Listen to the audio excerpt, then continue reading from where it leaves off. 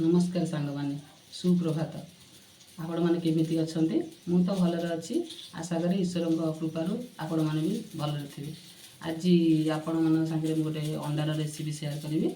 जदि आपण मन को छुई आपण भल लगे आपण निश्चय लाइक शेयर सब्सक्राइब करेंगे। चलते एवं प्रस्तुत करेंगे। कड़ई बसई देसी कड़ई गरम हो गलानी आम ए तेल पकईदे।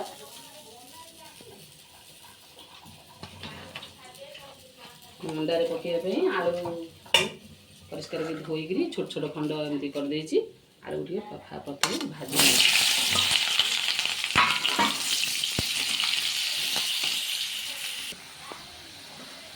किसी समय आम आलू को भाजिया को छाड़ देते ये आलू ब्राउन कलर हो आसला ये आलू को जगह काटदे।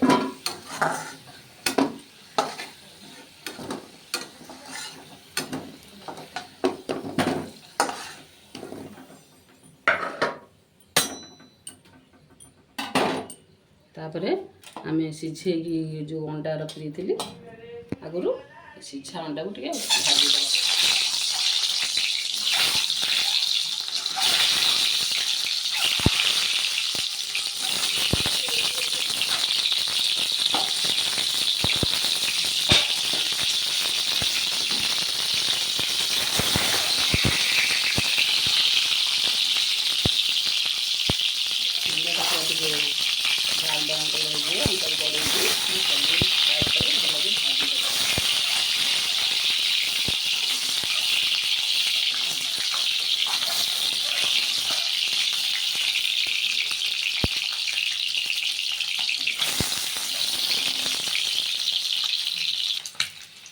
ये अंडाटा आमर भल भाजी होगा सबू साइज देखो ब्राउन ब्राउन कलर हो काढ़ीदे।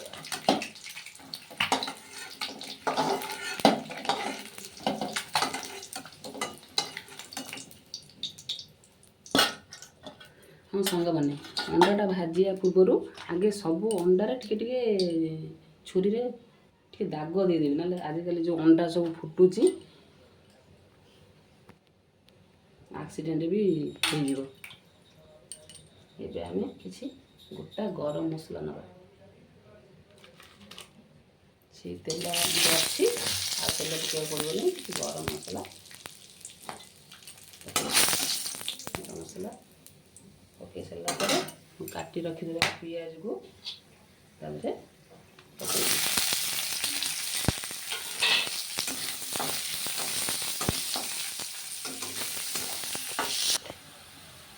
पियाज को मुझे लाल हवा पर्यंत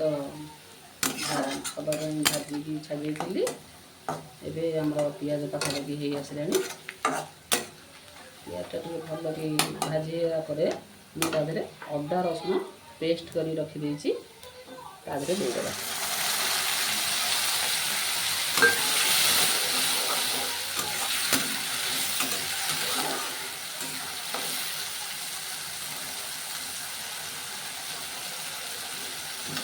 तापर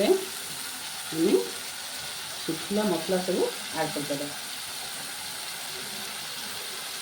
हल्दी गुंड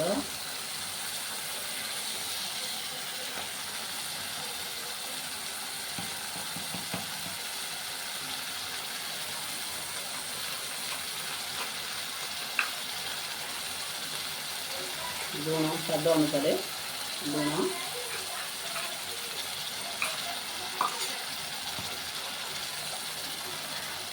लंका गुंड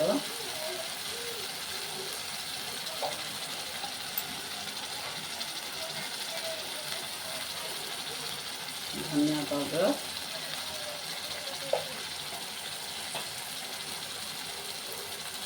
चिकन मसला एक चम्मच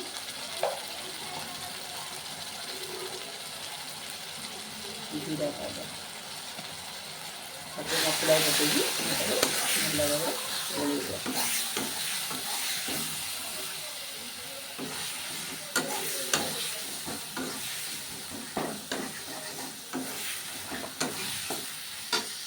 मझे मझे पानी देवा शुखला मसला गुंड मसला आड़ हो ଟିକେ ପାଣି ଦେଇକି ଆମେ ତାକୁ ମସଲାକୁ ଭଲ ଭାବରେ କଷିବା।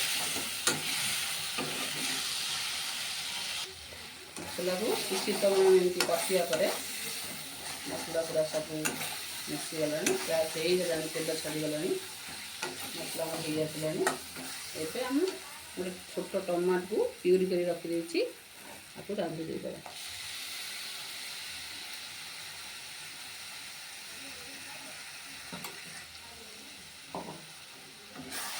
ତାପରେ 2 ମିନିଟ୍ ପାଇଁ ଆକୁ ଟିକେ ଭଲ କଷିଦେବା, ଯେମିତି ଟମାଟୋ ପିଉରିଟା ମସଲାରେ ପୁରା ମିଶିଯିବ।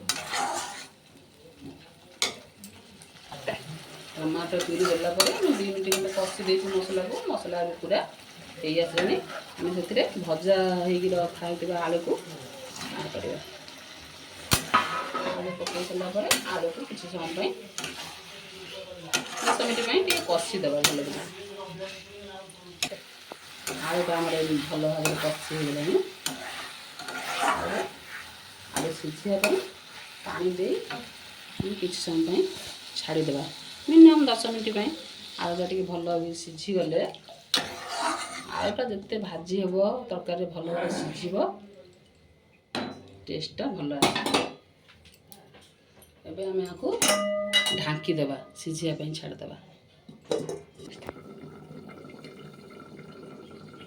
ଏବେ ଆମେ ତରକାରୀକୁ ଦେଖିବା ଆଳୁ ସିଝିଲାଣି କି ନାହିଁ।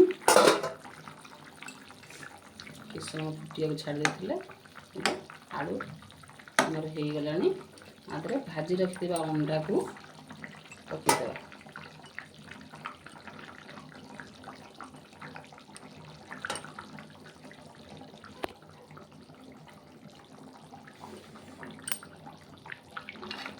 ଅଣ୍ଡାଟା ଟିକେ ତରକାରୀ ମିଶିବାକୁ ଟିକେ ଟାଇମ୍ 5 ମିନିଟ୍ ପାଇଁ ତାକୁ ଛାଡ଼ିଦେବା। ଟିକେ ଝୋଳରେ ଅଣ୍ଡାଟା ଟିକେ ମିଶିଯିବ, ଝୋଳ ଟିକେ ତା ଦେହରେ ପଶିଗଲେ ଟେଷ୍ଟ ଲାଗିବ। 5 ମିନିଟ୍ ପାଇଁ ଟିକେ ଅଣ୍ଡାକୁ ଝୋଳରେ ମିଶିବା ପାଇଁ ଛାଡ଼ିଦେବା। ଆମର ଅଣ୍ଡା ତରକାରୀ ହେଇଗଲାଣି, ପୁରା ସବୁ ସିଝି ସାଜି ପୁରା ରେଡ଼ି ହେଇଗଲାଣି। ଆହୁରି ଆମେ ଶେଷରେ ଟିକେ ମେଥି ପତ୍ର ପକାଇଦେବା, ଆଉ ତା ସାଙ୍ଗରେ ସ୍ୱାଦ ପାଇଁ ଟିକେ ଗରମ ମସଲା ପକାଇଦେବା। ଏବେ ଗ୍ୟାସ୍କୁ ଅଫ୍ କରିଦେବା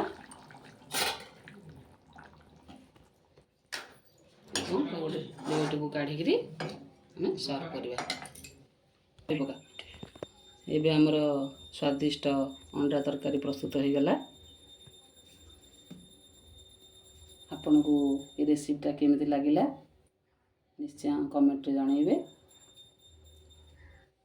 ରହୁଛି, ଜୟ ଜଗନ୍ନାଥ।